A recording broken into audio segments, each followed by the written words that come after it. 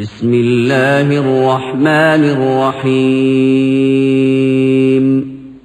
خلق السماوات والأرض بالحق يكور الليل على النهار ويكور النهار على الليل وسخر الشمس والقمر كل يجري لأجل مسمى ألا هو العزيز الغفار خلقكم من نفس واحدة ثم جعل منها زوجها وأنزل لكم من الأنعام 8 أزواج يخلقكم في بطون أمهاتكم خلقا من بعد خلق. അസ്സലാമു അലൈക്കും. സദസ്സിൽ കൂടുതൽ ചോദിക്കാനില്ലാത്തതുകൊണ്ട് ഞാൻ കുറച്ച് വിശദമായി ചോദിക്കാം. അടുത്ത ആൾ വരും വരെ വിശദീകരണം വേണം. നിങ്ങളെ ചോദ്യം ചോദിച്ചാൽ അത് ഉണ്ടോ അല്ലേ എന്നുള്ള ഞങ്ങൾ തീരുമാനിച്ചു. സിഹർ ബാധിക്കുമോ ബാധിക്കുകയില്ലേ? ഇവിടെ തന്നെ ഒരു കൈ ഉയർത്തിക്കൊണ്ട് രണ്ട് വീക്ഷണമുണ്ടോ എന്ന് നമുക്ക് പരിശോധിക്കാം. വേണം. നിങ്ങൾ സദസ്സിന് കയ്യിലെടുക്കും. നിങ്ങളുടെ KJUവിൻ്റെ അഭിപ്രായം എന്താണ്? സിഹർ ബാധിക്കുമോ ബാധിക്കുകയില്ലേ? ഇത്രേ ഉള്ളൂ. വിഷയം ചർച്ച ചെയ്യപ്പെട്ട് കഴിഞ്ഞു. സുഹറ നബിയു സല്ലല്ലാഹു അലൈഹി വസല്ലം ഹദീസിൽ വന്നതാണ്, വളരെ വിശദീകരിക്കപ്പെട്ടു. അതുകൊണ്ട് ആ ചോദ്യം വിശദീകരിക്കാൻ ഉദ്ദേശിക്കുന്നില്ല. ഇവിടെ വിശദീകരിക്കപ്പെട്ടു കഴിഞ്ഞു. സിഹർ ബാധയുമായി ബന്ധപ്പെട്ട വിഷയം നിങ്ങൾ ശ്രദ്ധിച്ചുണർന്നിരുന്നതാണെങ്കിൽ നിങ്ങളുടെ മനസ്സിലത് വന്നിട്ടുണ്ട്. ഏറ്റവും ഒടുവിൽ പോലും ചർച്ച വന്നു. മറ്റു വിഷയങ്ങൾ വല്ലതുണ്ടെങ്കിൽ ചോദിക്കാം.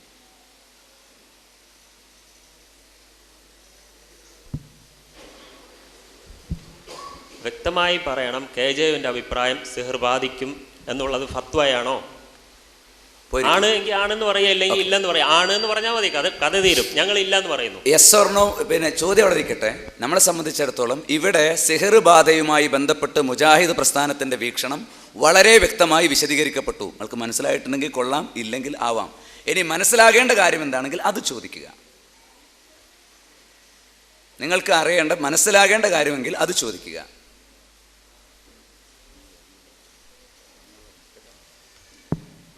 അസ്സലാമു പിശാച് മനുഷ്യൻ്റെ ഹൃദയത്തിലല്ലാതെ മനുഷ്യൻ്റെ ശാരീരികമായിട്ട് പീഡനം ഏൽപ്പിക്കുമോ? ഇത് വിശുദ്ധ ഖുർആൻ്റെയും പ്രവാചക ചര്യയുടെയും അടിസ്ഥാനത്തിൽ ഒരു മറുപടി പ്രതീക്ഷിക്കും.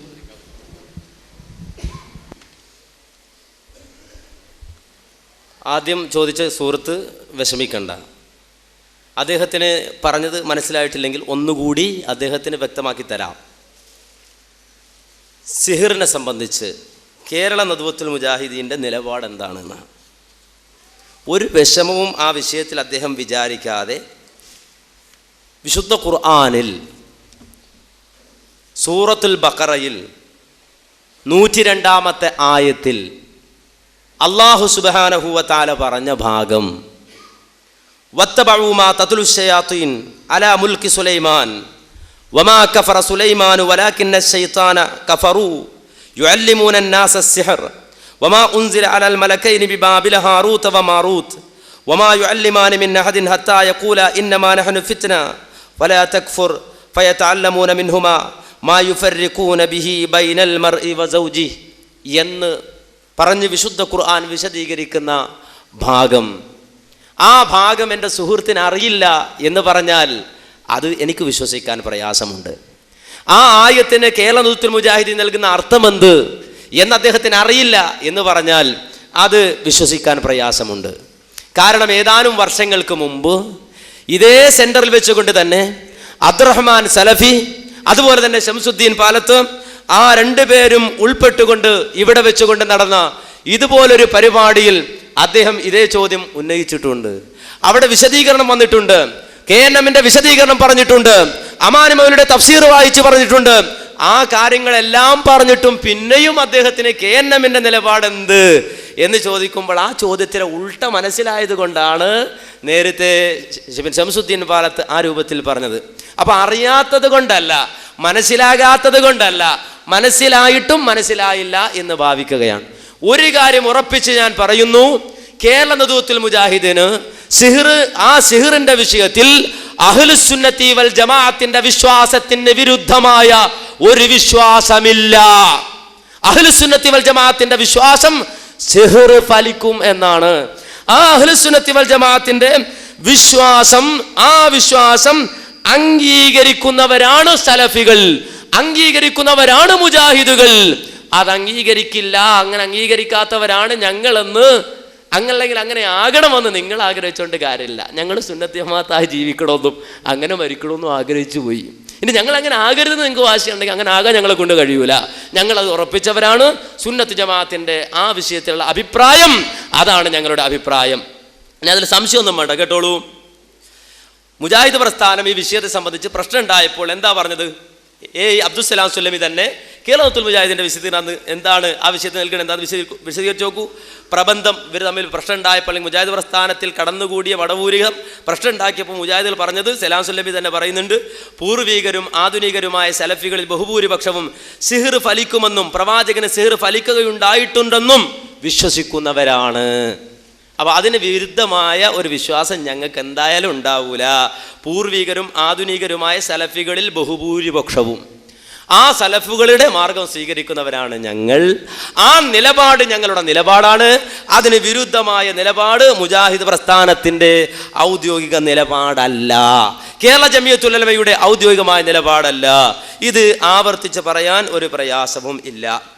ഇനി രണ്ടാമത് ഇപ്പോൾ ചോദിച്ച അദ്ദേഹത്തിൻ്റെ സംശയത്തിലുള്ളത്, പിന്നെ അങ്ങനെ സിഹ്ർ അല്ലെങ്കിൽ ശൈത്താന് മനുഷ്യനെ ശാരീരികമായി ഉപദ്രവിക്കാൻ കഴിയുമോ എന്നാണ്.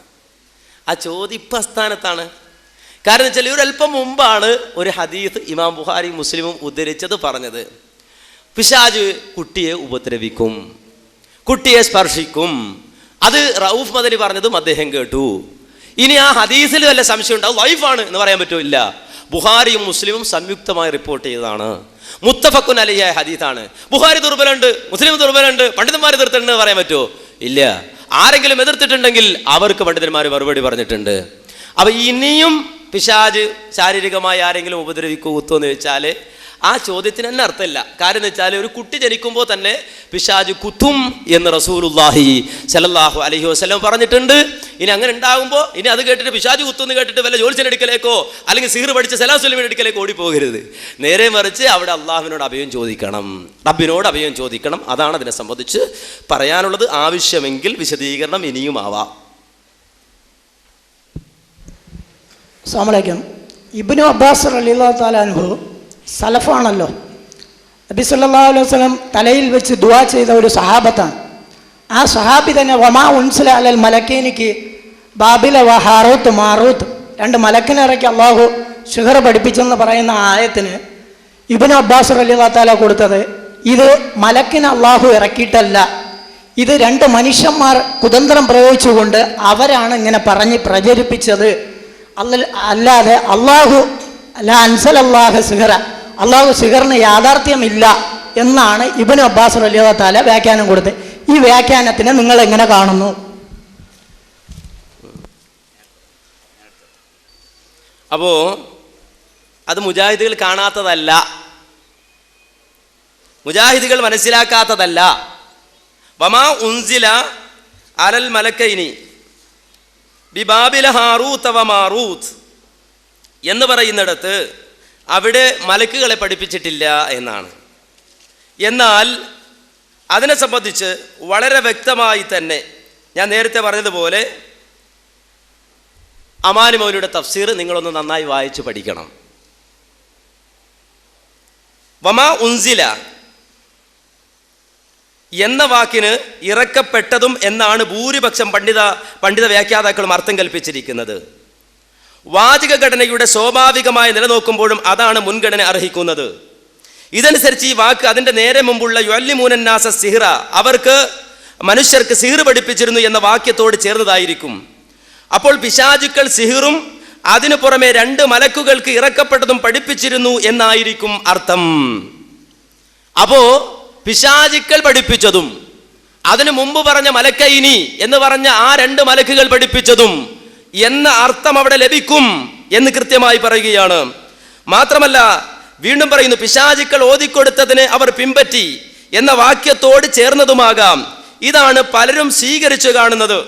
അപ്പോൾ പിശാചുക്കൾ ഓതിക്കൊടുക്കുന്നതിന് പുറമെ 2 മലക്കുകൾ ഇറക്കപ്പെട്ടതും യഹൂദികൾ പിൻപറ്റി അഥവാ പ്രയോഗിച്ചു വന്നു എന്നായിരിക്കും അർത്ഥം.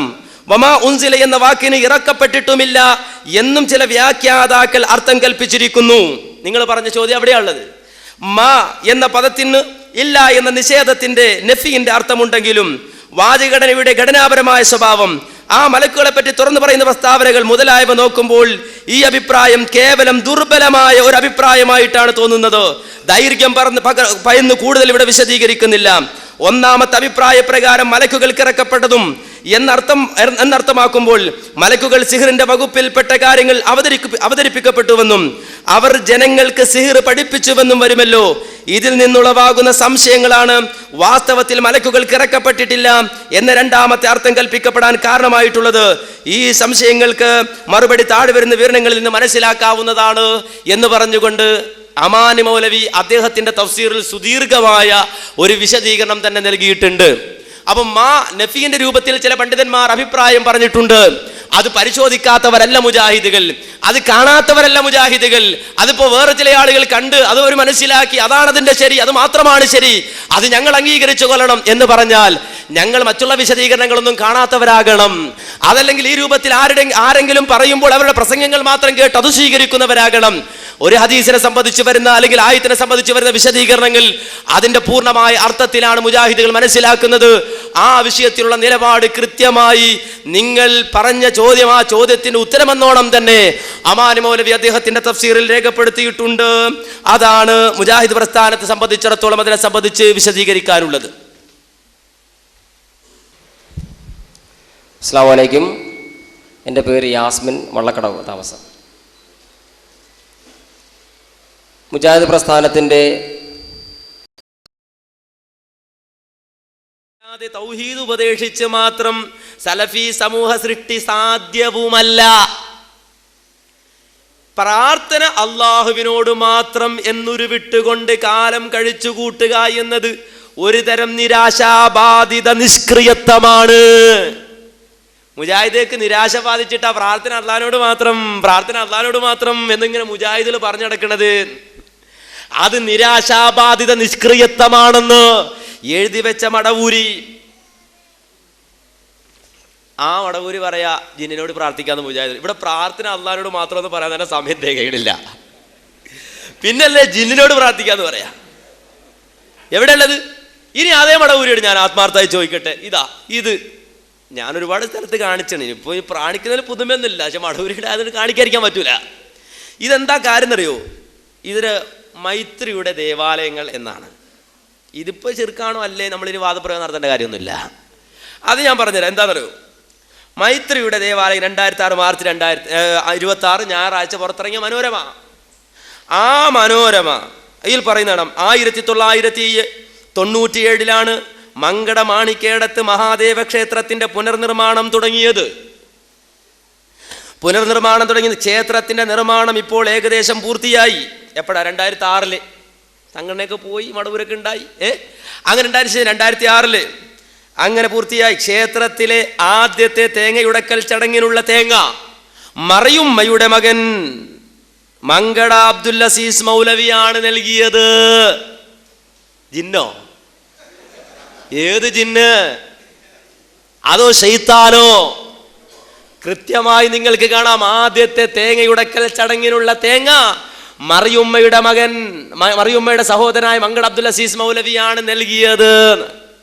അപ്പൊ പിന്നെ പറയാം തേങ്ങ ഒടിച്ചിട്ടില്ലല്ലോ എന്നാ, പിന്നെ ഉടക്കാൻ കൊടുത്തിട്ടില്ലേ ഉള്ളൂ എന്നാ. തേങ്ങ ഉടച്ചിട്ടുണ്ടോ? ഇല്ല, തേങ്ങ ഉടക്കാൻ കൊടുത്തിട്ടില്ല. അതിന്റെ ഹുക്കും എന്താ?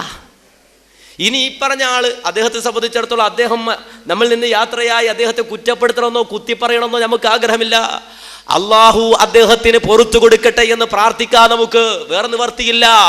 പക്ഷേ ഒരു കാര്യം നമ്മൾ മനസ്സിലാക്കണം, മുജാഹിദ് പ്രസ്ഥാനത്തിന്റെ ഉദ്ധരണികളെ കോട്ടിമാട്ടി ദുർവ്യാഖ്യാനം ചെയ്ത് പ്രതിക്കൂട്ടിൽ നിർത്താൻ ശ്രമിക്കുന്ന മടവൂരികളുടെ തൗഹീദിന് എന്താത്മാർത്ഥതയുണ്ട്, എന്താത്മാർത്ഥമുള്ളത്. പക്ഷേ ജിന്ന് കേൾക്കുമ്പോ അപ്പൊ ചിരി പോവാ. ഇത് കേട്ട ചിരിച്ചേ പറ്റുള്ളൂ, വേറെ നിവർത്തിയില്ല. സൈക്കിളിൽ നിന്ന് ഇവിടെ ചിരിച്ചു കാണിക്കണമല്ലോ. അപ്പോൾ ആ ഒരു അവസ്ഥയുള്ളൂ. അപ്പോൾ നമ്മൾ മനസ്സിലാക്കണം എന്ന് വെച്ചാൽ എന്താണെന്ന് ചോദിച്ചാൽ, ഇത് കൃത്യം ഞാൻ ഇത്രയും ശക്തമായി പറഞ്ഞു വെച്ചാൽ, ഞാൻ ഇതിനു മുമ്പും ഈ വിഷയം കൃത്യമായി പറഞ്ഞ് ബോധ്യപ്പെടുത്തി നസീഹത്തോടെ പറയാൻ ശ്രമിച്ചിട്ടുണ്ട്. പക്ഷേ ഈ തിരുവനന്തപുരത്തിൻ്റെ വ്യത്യസ്തങ്ങളായ ഭാഗങ്ങളിൽ ഊരു ചുറ്റിക്കൊണ്ട്, ഇവിടെ മുഖാമുഖം പോലും സംഘടിപ്പിച്ചുകൊണ്ട് മുജാഹിദുകൾ അല്ലാത്തവരോട് പ്രാർത്ഥിക്കുന്നവരാണ്, ജിന്നിനോട് പ്രാർത്ഥിക്കുന്നവരാണെന്ന് പച്ചക്കള്ളം കെട്ടിപ്പറയുമ്പോ തൗഹീദിന്റെ സംരക്ഷണത്തിന് വേണ്ടി പറയൽ അത്യാവശ്യമായതുകൊണ്ടാണ് ഈ രൂപത്തിൽ പറയുന്നത്. തീർച്ചയായും ഇബ്രാഹിം നബി പറഞ്ഞതുപോലെ ശത്രുത പ്രഖ്യാപിക്കുന്ന മടവൂരികളുമായി നിങ്ങൾ അല്ലാഹുവിന്റെ ഏകത്വം, റബ്ബിന്റെ തൗഹീദ്, ആ തൗഹീദിനെ ചോദ്യം ചെയ്തുകൊണ്ട് നിലകൊള്ളുകയും റസൂലുള്ളാഹി സ്വല്ലല്ലാഹു അലൈഹി വസല്ലമയുടെ സുന്നത്തിനെ വളരെ മോശമായി ചിത്രീകരിച്ചുകൊണ്ട് നിലകൊള്ളുകയും പരസ്യമായി റോട്ടിലിട്ടുകൊണ്ട് റസൂലുള്ളാഹിയുടെ വചനങ്ങളെ പിച്ചിച്ചീന്തുകയും ചെയ്യുമ്പോൾ ആ പടി നിർത്താതെ അത് അവസാനിപ്പിക്കാത്ത കാലത്തോളം ഞങ്ങളും നിങ്ങളും തമ്മിലുള്ള ശത്രുത അത് വ്യക്തമായിരിക്കുമെന്ന് ഉറക്കെ പ്രഖ്യാപിച്ചുകൊണ്ടാണ് ഈ കാര്യം പറയുന്നത്.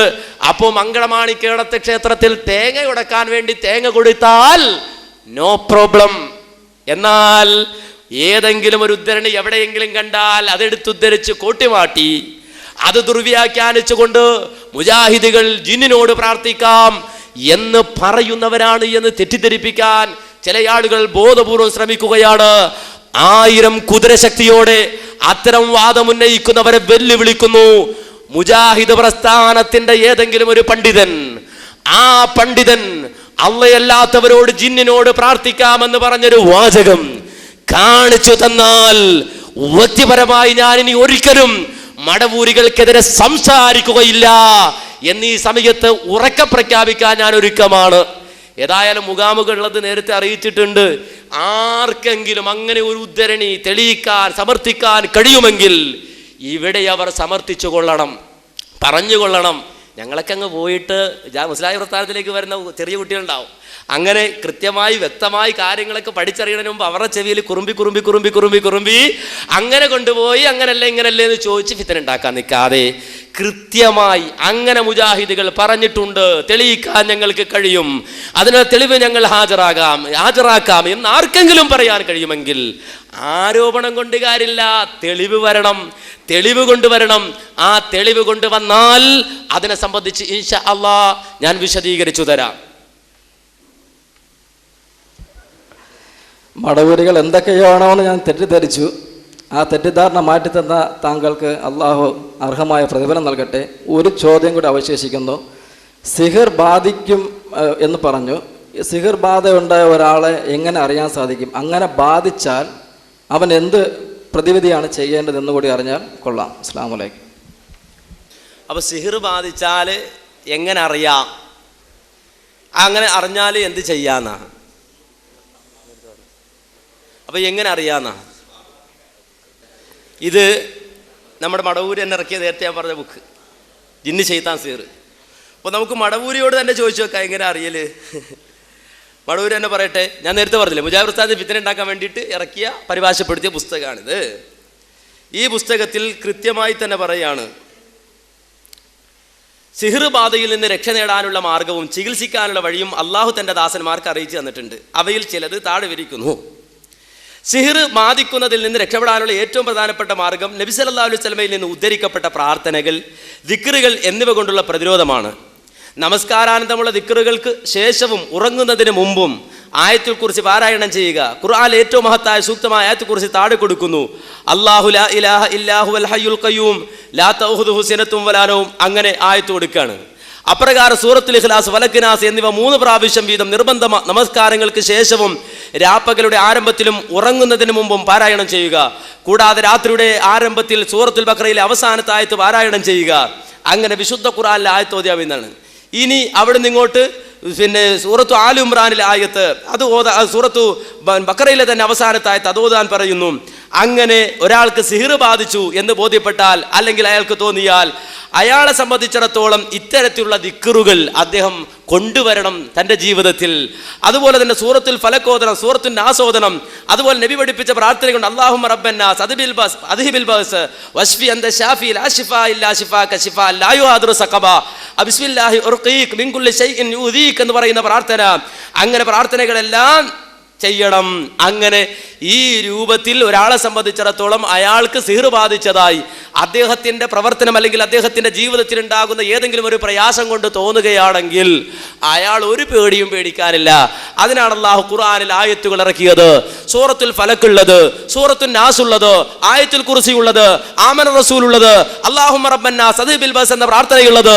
അതുപോലെ തന്നെ പ്രവാചകൻ പഠിപ്പിച്ച ഒരുപാട് പ്രാർത്ഥനകൾ, ബിസ്മില്ലാഹില്ലദീ ലാ യദുറു മാ ഇസ്മിഹി ശൈഉൻ ഫിൽ അർദി വലാ ഫിസ് സമാ വഹുവസ് സമീഉൽ അലീം തുടങ്ങിയ പ്രാർത്ഥനകളെല്ലാം റസൂലുള്ളാഹി സ്വല്ലല്ലാഹു അലൈഹി വസല്ലമ പഠിപ്പിച്ചു തന്നിട്ടുണ്ട്. ആ പ്രാർത്ഥനകളെല്ലാം തൻ്റെ ജീവിതത്തിൽ കൊണ്ടുവരിക.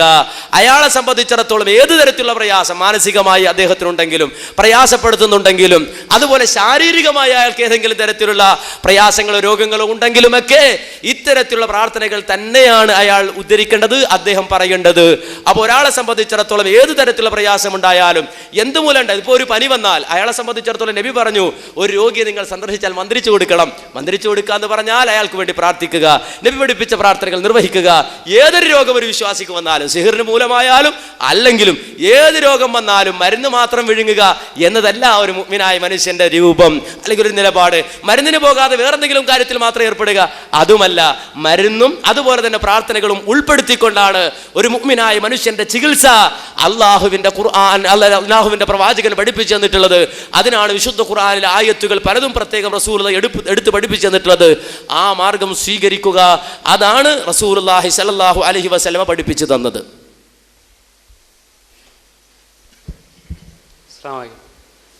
ജിന്നിനോട് സഹായം തേടിയാൽ ഷിർക്കാകാത്ത വല്ല തേട്ടവുമുണ്ടോ? നേരത്തെ ഇവിടെ പ്രാർത്ഥനയെന്ന് പറഞ്ഞു, പ്രാർത്ഥനയെന്ന് അവരാരും ആരോപിച്ചിട്ടില്ല.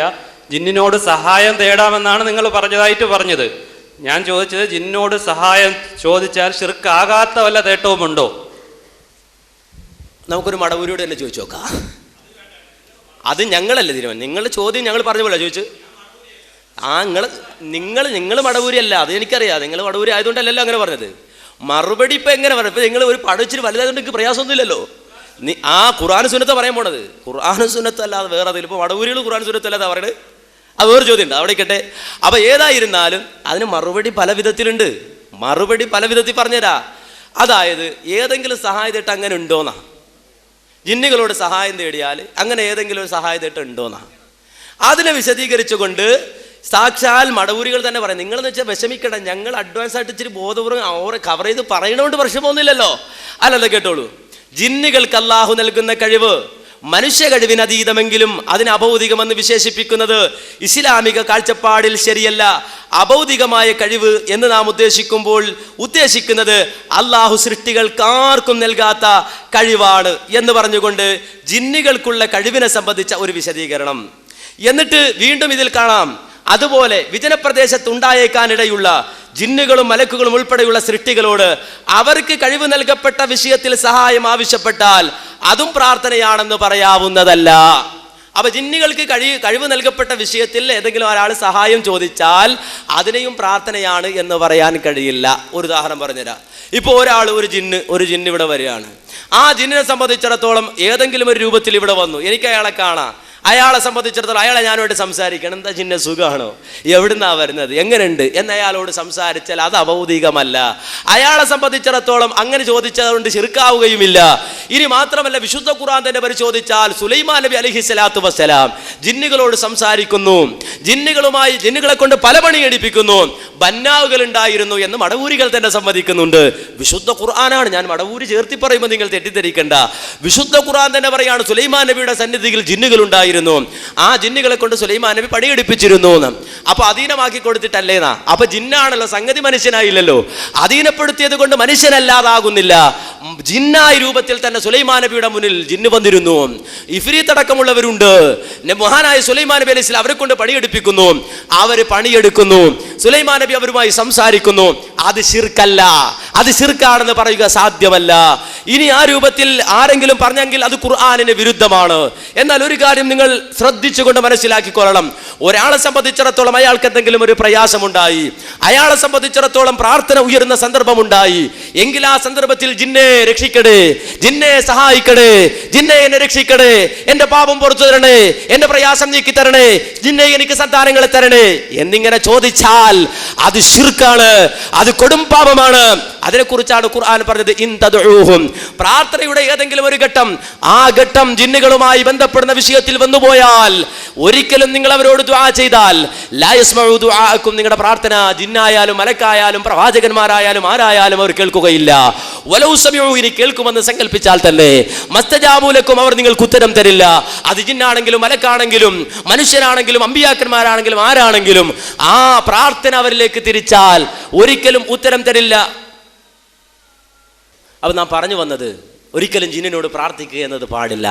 പ്രാർത്ഥനാഭാവമുള്ള ഒരു തീട്ടവും ജിന്നിനോടല്ല മലക്കിനോടല്ല മനുഷ്യരോടല്ല ഒരാളോടും പാടില്ല. അങ്ങനെ ചെയ്താൽ അത് ശിർക്കാണ്.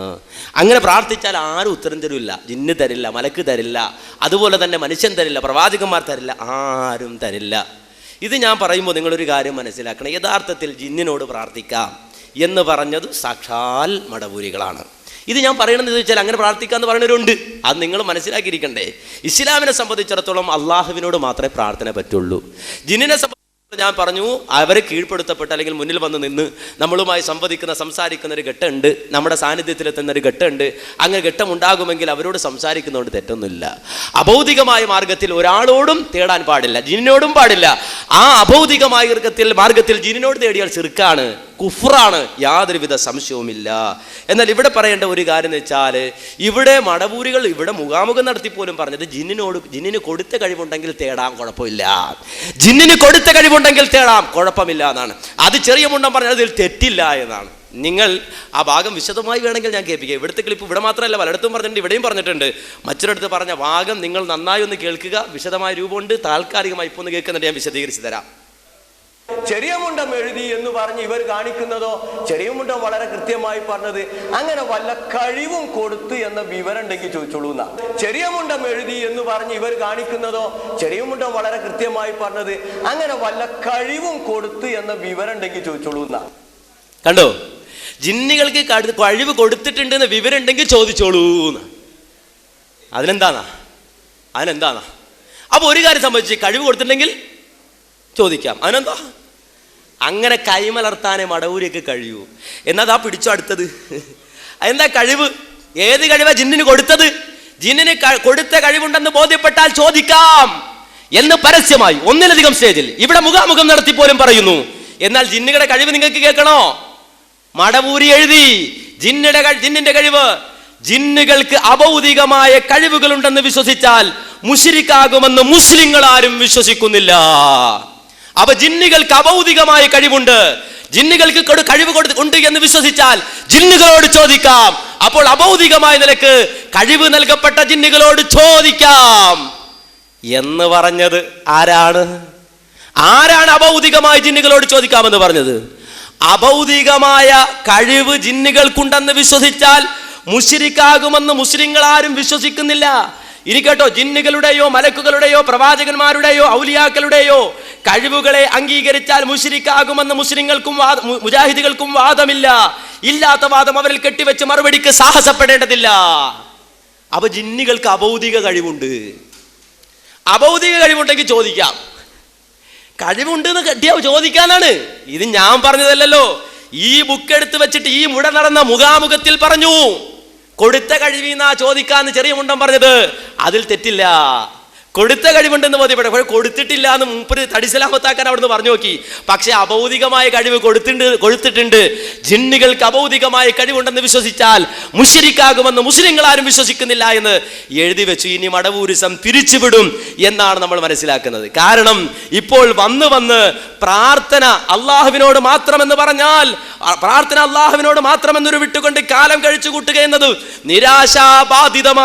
നിരാശാബാധിത നിഷ്ക്രിയത്വമാണ് എന്ന് നോട്ടീസ് അടക്കം ഇറക്കിക്കൊണ്ട് പറയുകയും ജിന്നുകളോട് അഭൗതികമായ കഴിവ് നൽകപ്പെട്ടിട്ടുണ്ട് എന്ന്, ജിന്നുകൾക്ക് അഭൗതികമായ കഴിവ് നൽകപ്പെട്ടിട്ടുണ്ടെന്ന് വിശ്വസിച്ചാൽ മുശ്രിക്കാകുമെന്ന് മുസ്ലിങ്ങൾ ആരും കരുതുന്നില്ല, മുജാഹിദുകൾക്ക് അങ്ങനെ വാദമില്ല എന്ന് എഴുതി വെച്ചിട്ട് മറ്റൊരിടത്ത് പറയാണ് അഭൗതികമായ കഴിവ് നൽകപ്പെട്ടിട്ടുണ്ട് എങ്കിൽ കഴിവ് നൽകപ്പെട്ടത് ചോദിക്കുന്നതിൽ തെറ്റില്ല എന്ന്. അപ്പൊ അഭൗതികമായ നിലക്ക് ജിന്നിനോട് ചോദിക്കാം എന്നാണ്. അത് ഇസ്ലാമിക വിരുദ്ധമാണ്, ശിർക്കാണ്, കുഫ്റാണ്. ലാ യസ്മഉ ദുആഅകും വലൗ സമിഉ മസ്തജാബു ലക്കും വയൗമൽ ഖിയാമത്തി യക്ഫുറൂന ബിശ്ശിർകികും വലാ യുനബ്ബിഉക മിസ്ലു ഖബീർ ഇയ്യാക നഅ്ബുദു വ ഇയ്യാക നസ്തഈൻ എന്ന് തുടങ്ങി വിശുദ്ധ ഖുർആനിലെ ശതക്കണക്കിന് ആയത്തുകൾക്ക് വിരുദ്ധമായ സിദ്ധാന്തം, ആ വിഴുപ്പുപാണ്ഡം പേർ നടക്കുന്നവരാണ് മുജാഹിദികൾ. അല്ലാത്തവരോട് പ്രാർത്ഥിക്കാന്ന് പറഞ്ഞു, ജിന്നുകളോട് പ്രാർത്ഥിക്കാന്ന് പറഞ്ഞു എന്ന് പറഞ്ഞിട്ട് ആ മന്ത്രം ഉരുവിട്ട് കിടന്നാൽ മടവൂരികളുടെ മനസമാധാനത്തിന് നല്ലതാണ്. പക്ഷേ ബോധമുള്ളവരോട് നടക്കൂല. അപ്പൊ കൃത്യമായ ഒരു കാര്യം ഞങ്ങൾ പറഞ്ഞു. അതെന്താ? ജിന്നുകളോട് സഹായം തേടുക എന്നത് നമ്മൾ അള്ളാഹ് ഏൽപ്പിച്ച പണിയല്ല. നമ്മളോട് അള്ളാഹ് പറഞ്ഞത് താവനു അലൽ ബിർരി വത്തഖ്വ, നിങ്ങൾ പരസ്പരം സഹകരിക്കണം, സഹായിക്കണം. ജിന്നുകളുടെ അടുക്ക പോയിട്ട് ജിന്നെ എന്തെങ്കിലും കൊണ്ടുപോവാ, ചോറുതാ, വെള്ളം താ, അങ്ങനെ ഒരു സമ്പ്രദായം നബി സല്ലല്ലാഹു അലൈഹി വസല്ലം പഠിപ്പിച്ചിട്ടില്ല. നമ്മളെക്കാൾ നബി സല്ലല്ലാഹു അലൈഹി വസല്ലം ജിന്നുകളെ കണ്ടിട്ടുണ്ട്. റസൂലുള്ളാഹി സ്വല്ലല്ലാഹു അലൈഹി വസല്ലം ജിന്നുകളെ പിടിച്ചിട്ടുണ്ട്. ഒരിക്കൽ നബി സല്ലല്ലാഹു അലൈഹി വസല്ലം ആ പ്രവാചകനെ വല്ലാതെ പിടിച്ചു പ്രയാസപ്പെടുത്തി ഒരു പിശാച്. നബി സല്ലല്ലാഹു അലൈഹി വസല്ലമ ആ പിശാചിനെ പിടിച്ചു കെട്ടി അള്ളാഹുവിന്റെ റസൂലിന്റെ പള്ളിയിൽ. എന്നിട്ട് നബി സല്ലല്ലാഹു അലൈഹി വസല്ലമ അഴിച്ചു വിട്ടു. കാരണം എന്താ? നബി എന്നിട്ട് കാരണം പറഞ്ഞു, എന്റെ മുമ്പ് മഹാനായ സുലൈമാൻ നബി അലൈഹി സ്വലാത്തു വസ്സലാം കഴിഞ്ഞു പോയിട്ടുണ്ട്. അദ്ദേഹം അള്ളാഹുവിനോട് ദുആ നടത്തിയിട്ടുണ്ട്, എനിക്ക് നൽകപ്പെട്ട ഈ അധികാരം മറ്റാർക്കും കൊടുക്കരുത് എന്ന്. മഹാനായ സുലൈമാൻ നബി അലൈഹി സ്വലാത്തു വസ്സലാം റബ്ബിനോട് പ്രാർത്ഥിച്ചത് ഞാൻ ഓർത്തത് കൊണ്ടാണ് അവനെ വിട്ടയച്ചതെന്ന് നബി സല്ലല്ലാഹു അലൈഹി വസല്ലം പറഞ്ഞിട്ടുണ്ട്. അപ്പൊ നമ്മളോട് അള്ളാഹുവിന്റെ റസൂല് പറഞ്ഞത് മനുഷ്യർ അങ്ങോട്ടും ഇങ്ങോട്ടും സഹായം തേടുക, മനുഷ്യരോട് ചോദിക്കുക, കാണുന്നവനോട് ചോദിക്കുക, അങ്ങനെ അങ്ങോട്ടും ഇങ്ങോട്ടുള്ള സഹായ സഹകരണം ആവാ. അതിനപ്പുറം മൃഗങ്ങളൊക്കെ പോയിട്ട് എനിക്ക് വെള്ളം കോരിക്കൊണ്ട് വാന്ന് പറയാൻ പറ്റുമോ ഇല്ലേന്നൊരു ചർച്ച തന്നെ അസാങ്കത്യമാണ്. മുജാഹിദ് പ്രസ്ഥാനത്തെ സംബന്ധിച്ചിടത്തോളം ആ നിലപാടാണ് സ്വീകരിച്ചിട്ടുള്ളത്. ഏതെങ്കിലും ഒരു പ്രയാസം വന്നാൽ ജിന്നയുടെ പോയി സഹായം തേടിക്കോ എന്നത് ഒരിക്കലും മുജാഹിദ് പ്രസ്ഥാനം പറഞ്ഞതല്ല, പഠിപ്പിച്ചതല്ല, പഠിപ്പിച്ചിട്ടില്ല, പഠിപ്പിക്കുകയുമില്ല എന്നാണ് അതിനെ സംബന്ധിച്ച് ചുരുക്കി സൂചിപ്പിക്കാനുള്ളത്.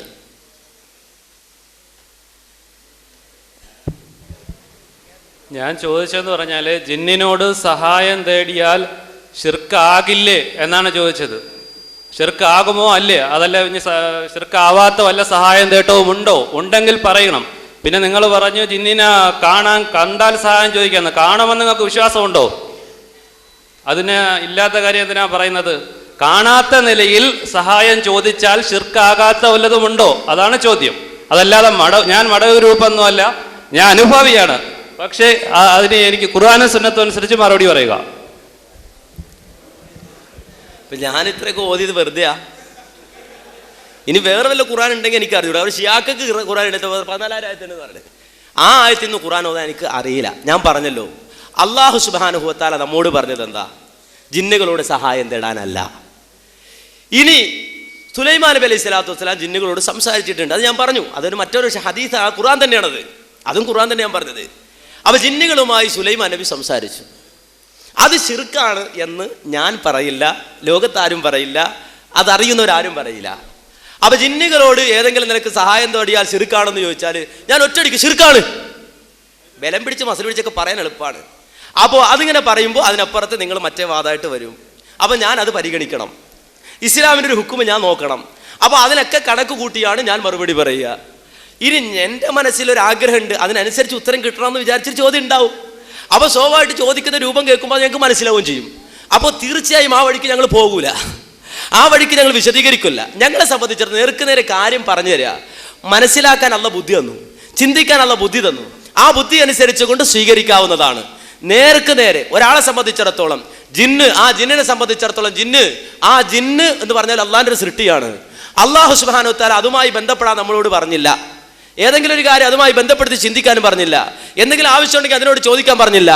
ഇനി അതല്ല, മനുഷ്യന്റെ പ്രയാസമുണ്ടാകുന്ന പ്രാർത്ഥനയുടെ ഘട്ടമാണെങ്കിൽ ചില ആളുകളെ സംബന്ധിച്ചിടത്തോളം അവർ ശൈത്താന്മാരോട് ഇസ്തിആദത്ത് നടത്തിയവരുണ്ട്, പിശാചുക്കളിൽ തവക്കുലാക്കിയവരുണ്ട്, ഖുർആൻ അതിനെ വിമർശിച്ചിട്ടുണ്ട്, അവരോട് പ്രാർത്ഥിച്ചവരുണ്ട്. അത് ശിർക്കാണെന്ന് ഖുർആൻ പറഞ്ഞിട്ടുണ്ട്. ആ നിലക്ക് അവരോട് പ്രാർത്ഥിക്കുവാനോ തേടുവാനോ ഒന്നും പാടില്ല. അതേ നിലക്ക് ഒരാളെ സംബന്ധിച്ചിടത്തോളം ജിന്ന് നേർക്ക് നേരെ വന്നു, അല്ലെങ്കിൽ അയാൾക്ക് മുന്നിൽ ജിന്ന് കീഴ്പ്പെടുത്തപ്പെട്ട അള്ളാഹുവിന്റെ പ്രത്യേകമായ തീരുമാനപ്രകാരം, എങ്കിൽ അയാൾക്ക് ആ ജിന്നുമായി സംസാരിക്കുകയോ ജിന്നിനെ കൊണ്ട് പണിയെടുപ്പിക്കുകയോ ചെയ്താൽ അത് ശിർക്കാണെന്നോ കുഫ്റാണെന്നോ പറയുക സാധ്യമല്ല. ഇനി ഒരാളെ സംബന്ധിച്ചിടത്തോളം അയാൾ പറയുന്നത് ജിന്ന് കേട്ടോളും എന്ന് വിശ്വസിച്ചാലും അതും ശിർക്കാവുകയില്ല. ഈ ഒരാൾ സംസാരിക്കുന്നത് മലക്ക് കേട്ടോളും എന്ന് വിചാരിച്ചാലും ശിർക്കാവുകയില്ല. ഇതിനൊക്കെ ഖുർആനിലും ഹദീസിലും ഒക്കെ ഒരുപാട് തെളിവുകളുണ്ട്. നബി സല്ലല്ലാഹു അലൈഹി വസല്ലമ അബൂ സഈദ് അൽ ഖുദരി റളിയല്ലാഹു അൻഹു പറഞ്ഞത് കാണാം, നീ താഴ്വരകളെ ആട്ടിൻപറ്റങ്ങളെ ഇഷ്ടപ്പെടുന്ന ആളാണ് എന്ന് എനിക്കറിയാം. അതുകൊണ്ട് ഇതാക്കുന്ന ഫിൽ ഗനമി വൽ ബാദിയ, വല്ല താഴ്വരയിലോ അതുപോലെ തന്നെ ആട്ടിൻകൂട്ടങ്ങളോടൊപ്പമോ ആയിക്കഴിഞ്ഞാൽ ഫഅദ്ദൻത ഫിസ്സലാ, നമസ്കാരത്തിന് വേണ്ടി സമയമായാൽ ഫർഫഅ സൗതക, നിന്റെ ശബ്ദം നീ ഉയർത്ത്. കാരണം നീ ബാങ്ക് കൊടുത്താൽ നിന്റെ ശബ്ദം ജിന്നുകൾ കേൾക്കും, മലക്കുകൾ കേൾക്കും, മറ്റുള്ളത് കേൾക്കുന്നവരൊക്കെ കേൾക്കും. അങ്ങനെ കേട്ടാൽ അവർ സാക്ഷി നിൽക്കും എന്നൊക്കെ ഹദീസിലുണ്ട്. അവൻ മനുഷ്യന്മാർ സംസാരിക്കുന്ന മറ്റുള്ളവർ കേൾക്കും. അങ്ങനെ കേട്ടു എന്ന് വിശ്വസിച്ചാലോ അവർ കേൾക്കുമെന്ന് പറഞ്ഞാലോ അതൊന്നും ശിർക്കാവുകയില്ല. നേരെ മറിച്ച് നമ്മളോടല്ല പറഞ്ഞത് ജിന്നുകളോട് സഹായം തേടാനല്ല, നേരെ മറിച്ച് മനുഷ്യർ പരസ്പരം സഹായം നേടാം. പ്രാർത്ഥന അത് അള്ളാഹുവിനോട് മാത്രമായിരിക്കണം എന്നതാണ്. ആ നിലപാടാണ് മുജാഹിദ് പ്രസ്ഥാനം സ്വീകരിച്ചിട്ടുള്ളത്. ആ നിലപാടാണ് മുജാഹിദ് പ്രസ്ഥാനം പറയുന്നത്. അസ്സലാമു അലൈക്കും വറഹ്മത്തുള്ളാഹി. അസ്സലാമു അലൈക്കും. എൻ്റെ പേര് ദസ്തക്കീർ, വള്ളക്കടവ്. കഴിഞ്ഞ ആഴ്ച വള്ളക്കടവിൽ ഒരു മടവൂർ പണ്ഡിതൻ വന്ന് ഒരു ക്ലാസ് എടുക്കുകയും അതിൽ പ്രവാചകന് സിഹർ ബാധിച്ചിട്ടില്ല എന്ന വിഷയത്തെ സംബന്ധിച്ച് ഒരുപാട് ഗ്രന്ഥങ്ങൾ കൊണ്ടുവരികയും ഒരുപാട് പണ്ഡിതന്മാർ അതിനെ വിമർശിച്ചിട്ടുണ്ടെന്ന് പറയുകയും ചെയ്തു. ആ ക്ലാസ്സിൽ പങ്കെടുത്ത നമ്മുടെ ഒരു സഹോദരൻ തന്നെ അതിൻ്റെ തെളിവുകൾ ചോദിക്കുകയുണ്ടായി. അത് കൊടുത്തില്ല. അതിൻ്റെ പിറ്റേ ദിവസം ഞാൻ തന്നെ ആ വിഭാഗത്തിലെ ഒരു സഹോദരനോട് നേരിട്ട് ചോദിച്ചു. അടുത്ത ആഴ്ച ഞങ്ങളുടെ പണ്ഡിതന്മാർ വരുന്നുണ്ട്, മുഖാമുഖമുണ്ട്, അതിൽ ചോദ്യങ്ങൾ ചോദിക്കാനാണ്. ഏത് പണ്ഡിതനാണ് വിമർശിച്ചിട്ടുള്ളത്, ഏത് ഗ്രന്ഥത്തിലാണെന്ന് ചോദിച്ചു. അത് തരാമെന്ന് പറഞ്ഞിട്ട് ഇതുവരെ കിട്ടിയിട്ടില്ല. അതുപോലെ 2 ഹദീസ് ലൊയീഫ് എന്ന് പറഞ്ഞു, അതിൻ്റെ തെളിവ് ഇതുവരെ കിട്ടിയില്ല. ഒന്ന്, പരീക്ഷയുടെ ഒരു വിഹിതമെങ്കിലും പിൻപറ്റിയവൻ മാതാവിനെ വ്യഭിചരിച്ചവനെ പോലെയാണ്. രണ്ടാമത്തത്, സഫുകൾ നിങ്ങൾ ചേർന്ന് നിൽക്കുക, പിശാജ് ആട്ടിൻകുട്ടി രൂപത്തിൽ വരുന്നു, അതും ലൊയീഫ് എന്ന് പറഞ്ഞു. അതിൻ്റെ തെളിവ് ചോദിച്ച് കിട്ടിയില്ല. എൻ്റെ ചോദ്യം ഇതാണ്, ഈമാൻ കാര്യങ്ങളിൽ പെട്ടതാണ് ഹയറും ഷെറും അള്ളാഹുവിൽ നിന്നാണ് ഉണ്ടാകുന്നത് എന്ന്. എന്നാൽ ശുദ്ധ ഖുർആൻ 113-ാം അധ്യായം സൂറത്തുൽ ഫലക്കിൽ വമിൻ ശർരി നഫ്ഫാദാത്തി ഫിൽ ഉഖദ്, കെട്ടുകളിൽ ഊതുന്നവരുടെ തിന്മയിൽ നിന്നും അള്ളാഹുവിനോട്, ഉപദ്രവത്തിൽ നിന്നും അള്ളാഹുവിനോട് കാവൽ ചോദിക്കുന്നുണ്ട്. കെട്ടുകളിൽ ഊതുന്നവരിൽ നിന്നും ഉണ്ടായേക്കാവുന്ന ഉപദ്രവങ്ങൾ ഏതാണ്? അതുകൊണ്ട് ഉദ്ദേശിക്കുന്നത് ആരെയാണ്? അല്ല, മാന്യ സുഹൃത്ത്, ഇതുപോലെ മടവൂരിൽ തെറ്റിദ്ധരിപ്പിക്കുമ്പോൾ എനിക്ക് മാന്യമായിട്ട് പറയാനുള്ളത് സമയം വളരെ ചുരുങ്ങിയതുകൊണ്ടാണ്. നമുക്കിപ്പോൾ ഒരുപാട് കാര്യങ്ങൾ പറയാനുണ്ട്. നമ്മളിപ്പോൾ കൊണ്ടുവന്നതിൻ്റെ ഒരു കുമ്പിള് പോലും എടുത്തിട്ടില്ല, ഒരു തുമ്പിള് പോലും എടുത്തിട്ടില്ല. അതൊക്കെ ഇവിടെ ഇരിക്കുകയാണ്. വലിയ പ്രതീക്ഷയോടെ വന്നത്, പക്ഷേ വന്നപ്പോൾ നോക്കുമ്പോൾ കാര്യമായിട്ടൊന്നും ഇല്ല. അപ്പോൾ ഇതൊക്കെ വെറുതെ ഇവിടെ ഇരിക്കുകയാണ്. അപ്പോൾ നിങ്ങൾ മനസ്സിലാക്കണം, നിങ്ങൾ ആ പറഞ്ഞ മൗലവി ഏതാണെന്ന് വെച്ചാൽ ഞങ്ങളോട് ഇങ്ങ് വിട്ടു തന്നാൽ മതി. ഒരു പ്രയാസവും നിങ്ങൾ വിചാരിക്കണം. ഏത് മൗലവിയാണ് നിങ്ങളുടെയൊക്കെ വരുന്നത്, ആ മൗലവി ഇങ്ങോട്ട് പറഞ്ഞു വിടുക, എന്നിട്ട് ആ കിതാബായിട്ട് ഇങ്ങോട്ട് വരാൻ പറയുക. ഞങ്ങൾ ഇന്ന് സംസാരിക്കുക. ആ മൗലവി എടുക്കുന്ന കിതാബ് ഞങ്ങൾക്ക് അറിയാവുന്ന കിതാബാണ്, ഞങ്ങൾ കണ്ട കിതാബാണ്. ഇനി ആ വിഷയത്തിൽ, ഹദീസ് സിഹറുമായി ബന്ധപ്പെട്ട വിഷയത്തിൽ, റസൂലുള്ളാഹിയുടെ ഹദീസുമായി ബന്ധപ്പെട്ട വിഷയം, ഏത് വിഷയമാണെങ്കിലും അത്തരത്തിലുള്ള, ഞാൻ ചോദിക്കട്ടെ, ഇവിടെ എന്താ ചോദിക്കാതിരുന്നത്? ഇത്രയും സമയം തന്നല്ലോ. ഇവിടെ അബൂ ഹനീഫ ഇമാമ് സിഹറിനെ നിഷേധിച്ച ആളാണ്, അത് അങ്ങനെയാണ് ഇങ്ങനെയാണ് എന്നൊക്കെ പറഞ്ഞ് പ്രസംഗിച്ചുവല്ലോ. നിങ്ങൾ ആ ഉദ്ധരണിയെങ്കിലും ഒന്ന് പറയണ്ടേ? അതൊക്കെ പ്രതീക്ഷിച്ചല്ലേ വരിക. ഹദീസ് സിഹർ അതൊക്കെ ഒന്ന് പറയണ്ടേ? അതൊക്കെ പറയാൻ തയ്യാറായിട്ടാണ് വന്നത്. പക്ഷേ എന്തായിരുന്നാലും എണീറ്റ് ചോദിക്കാനുള്ള ധൈര്യം കാണിക്കുന്നില്ല. ഇനി ഏതായിരുന്നു ആ മുസ്ലിയാർ ആരാണോ അല്ലെങ്കിൽ ആ മൗലവി ഏതാണോ, ആ മൗലവിയെ ഞങ്ങൾക്ക് വിട്ടുതരിക, ഞങ്ങൾ സംസാരിച്ചു കൊള്ളാം, തശ്വീഷ് ഉണ്ടാക്കാൻ നിൽക്കണ്ട, നേരെ മറിച്ച് ആ വിഷയത്തിൽ സംസാരിക്കാം എന്ന് പറഞ്ഞാൽ മതി. അതുപോലെ തന്നെ എൻ്റെ സുഹൃത്തിനോട് വളരെ ചുരുക്കി പറയാനുള്ളത്, ഇദ്ദേഹം ആ നഫ്ഫാത്താത്തി ഫിൽ ഉഖദ് അതിനെ സംബന്ധിച്ച് പറഞ്ഞപ്പോൾ കൃത്യമായി പല പണ്ഡിതന്മാരും വ്യാഖ്യാനിച്ചത് സാഹിറുകളെ സംബന്ധിച്ചാണ് ഉദ്ദേശിച്ചത് എന്നാണ്, സാഹിറുകളെ സംബന്ധിച്ചാണെന്നാണ്. എന്നാൽ നഫ്ഫാത്താത്ത് എന്ന് പറഞ്ഞാൽ, നഫ്ഫാത്താത്ത് എന്ന് സ്ത്രീലിംഗ പ്രയോഗമായതുകൊണ്ട് അവിടെ പെണ്ണുങ്ങളാണ് ഉദ്ദേശം, അത് മാത്രമേ സ്വീകരിക്കാവൂ എന്ന അർത്ഥത്തിൽ സലാം സുല്ലമി പറഞ്ഞിട്ടുണ്ട്. ആ അഭിപ്രായത്തിന് മുൻതൂക്കമില്ലാത്ത അഭിപ്രായമാണ്. അതിൻ്റെ വിശദീകരണം നിങ്ങൾക്ക് മനസ്സിലാകണമെങ്കിൽ അമാനി മൗലവിയുടെ തഫ്സീർ നിങ്ങളൊന്ന് വായിച്ചു നോക്കണം. അതാണ് മുജാഹിദ് പ്രസ്ഥാനം ആ വിഷയത്തിൽ പറയുന്നത്. സലാം സുല്ലമി ഇതിന് വിരുദ്ധമായി പലതും പറഞ്ഞിട്ടുണ്ട്, അത് നമുക്ക് തെളിവല്ല എന്നാണ്.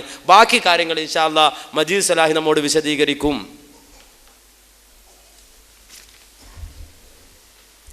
അസ്സലാമു അലൈക്കും വറഹ്മത്തുള്ളാഹി. അള്ളാഹുവിൻ്റെ അപാരമായ അനുഗ്രഹത്താൽ ഈ സംവാദം അവസാനിക്കുകയാണ്.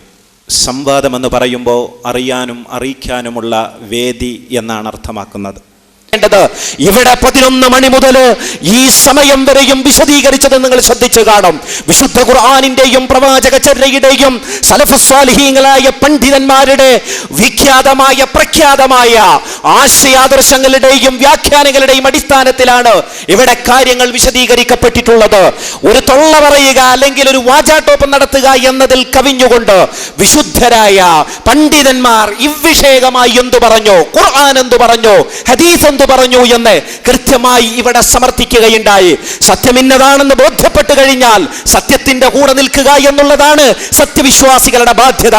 കാരണം പിശാച് മനുഷ്യന്റെയും സത്യത്തിന്റെയും ഇടയിൽ മറയിടുവാൻ വേണ്ടി നിരന്തരമായി പരിശ്രമിച്ചു കൊണ്ടിരിക്കുകയാണ്.